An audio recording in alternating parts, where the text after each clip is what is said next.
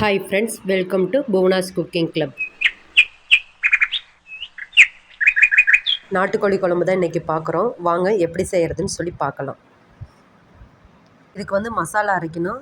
வாங்க அதுக்கு என்னென்ன பொருள் போட்டு அரைக்கலான்னு சொல்லி பார்க்கலாம். அதுக்கு ஒரு வடைச்சட்டி அடுப்பில் வச்சு கொஞ்சம் கடலெண்ணெய் ஊற்றிக்கிட்டேன். கடலெண்ணெய் ஊற்றுனீங்கன்னா வாசம் நல்லா சூப்பராக இருக்கும். நீங்கள் நல்லெண்ணெய் வேணாலும் சேர்த்திக்கலாம். அதுக்கு ஒரு அரை ஸ்பூன் ஜீரகம், 1 ஸ்பூன் மிளகு, 1 ஸ்பூன் சோம்பு, ஒரு 4 கிராம்பு, 2 துண்டு பட்டை, அவ்வளோதான். இது லோ ஃப்ளேம்லேயே வச்சு வணக்கிக்கோங்க. 1 ஸ்பூன் கடலைப்பருப்பு, 1 ஸ்பூன் நம்ம சாப்பாட்டு அரிசி. இது எதுக்காக சேர்த்துறோம் அப்படின்னா குழம்பு கொஞ்சம் திக்னஸ்ஸாக இருக்கும். அதுக்காக தான். லோ ஃப்ளேம்லேயே வச்சு அப்படியே வறுத்துக்கோங்க, கருகிடக்கூடாது.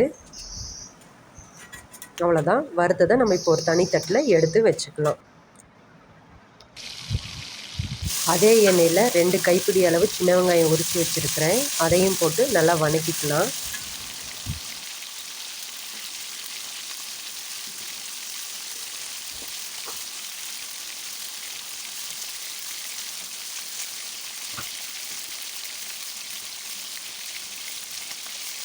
வெங்காயம் அரை பதத்துக்கு வெந்துருச்சு. இதில் கட் பண்ணி வச்சுருக்கிற ஒரு தக்காளியை சேர்த்திக்கலாம். எனக்கு இடுக்கி யூஸ் பண்ணுற பழக்கம்தான் அதிகம். என்னால் இடுக்கி இல்லைன்னா வேலையே செய்ய முடியாது. உங்களுக்கு எத்தனை பேத்துக்கு இப்படி இருக்குன்னு சொல்லி கமெண்ட் பண்ணுங்கள். ஒரு துண்டு இஞ்சியை கட் பண்ணி சேர்த்திக்கலாம். அதில் ஒரு 10 பல்லு பூண்டு, இதையும் சேர்த்திக்கலாம். 2 நிமிஷம் வணங்கட்டும். அடுப்பை சிம்லேயே வச்சு வணக்கிக்கோங்க, இல்லை அப்படின்னா அடிப்பத்திரும். இதில் நம்ம மசாலா பொருட்களை இப்போ சேர்த்திக்கலாம். வெங்காயம் 3/4 பதத்துக்கு வெந்துருச்சு. இதில் நம்ம மசாலா சேர்த்திக்கலாம். அதுக்கு நான் 3 ஸ்பூன் மல்லித்தூள் சேர்த்திக்கிறேன். 2 ஸ்பூன் வர மிளகாய் தூள் சேர்த்துருக்கிறேன். இது குழம்பு மிளகாத்தூள் இல்லை, தனி மிளகாத்தூள் தான். மீடியம் ஃப்ளேம்லேயே வச்சு மசாலாவை வறுத்துக்கோங்க. ஃப்ளேம் ஹை பண்ணிங்கன்னா மசாலா டக்குன்னு கருகிரும். அவ்வளோதான், நம்மளோட மசாலா தயாராகிடுச்சு. இதை நான் இன்றைக்கி பார்த்தீங்க அப்படின்னா அரை கிலோ நாட்டுக்கோழி எடுத்துருக்கிறேன். இந்த அளவுக்கு கட் பண்ணி வாங்கிட்டு வந்திருக்கிறேன் குழம்புக்குங்கிறங்காட்டி. அவ்வளோதான். இதில் நல்லா 2-3 தடவை தண்ணி ஊற்றி அலாசி எடுத்துக்கலாம். கறி கழுவும் போது உப்பு மஞ்சத்தூள் போட்டு கழுவுனிங்கன்னா இன்னும் நல்லது. ட்ரை பண்ணி பாருங்கள். கறி நான் இன்றைக்கி குக்கர்லேயே வேக வைக்கிறேன். உங்களுக்கு குக்கரில் வேக வைக்கிற பழக்கம் இல்லை அப்படின்னா நீங்கள் குண்டாலேயே கூட போட்டு வேக வச்சுக்கலாம். நாட்டுக்கோழிங்கிறங்காட்டி வேகிறதுக்கு கொஞ்சம் லேட் ஆகும். குக்கராக இருந்தால் எனக்கு கன்வீனியண்ட்டாக இருக்கும். இதில் 1/4 ஸ்பூன் மஞ்சத்தூள், கொஞ்சோண்டு கறிக்கு மட்டும் தேவையான அளவு உப்பு, ஒரு மிளகாய் கிள்ளி போட்டு வச்சுருக்கேன், ஒரு 1/4 ஸ்பூன் இஞ்சி பூண்டு பேஸ்ட்டு, 1 ஸ்பூன் கடலெண்ணெய், கொஞ்சம் கறி வேகிற அளவுக்கு தண்ணி. அவ்வளோதான். இது எல்லாத்தையும் ஒரு பெரட்டிட்டு குக்கரில் 5 விசில் வச்சு எடுத்துக்கலாம்.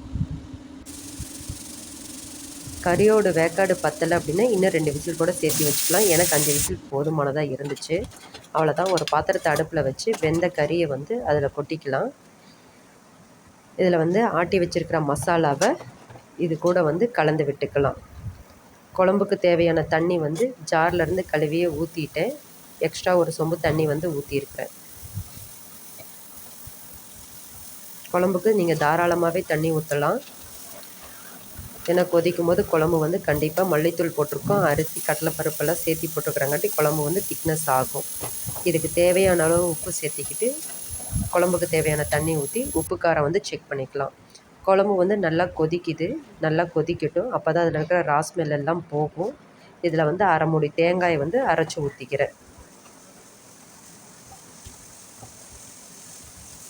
தேங்காய் ஊற்றுனதுக்கப்புறம் ரொம்ப கொதிக்கணுங்கிற அவசியம் கிடையாது. ஒரு 4 கொதி கொதித்தா நம்மளோட குழம்பு தயாராகிடுச்சு.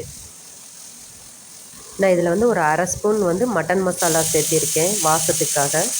அவ்வளோதான், நம்மளோட குழம்பு கொதிச்சிருச்சு. இதில் ஒரு சின்னதாக ஒரு தாளிப்பு கொடுத்துக்கலாம். கடுகு, கருவேப்பிலை, சின்ன வெங்காயம் போட்டு ஒரு தாளிப்பு கொடுத்தாச்சு. அவ்வளோதான். இதில் கொஞ்சோண்டு கொத்தமல்லி தழை நறுக்கி போட்டுக்கலாம்.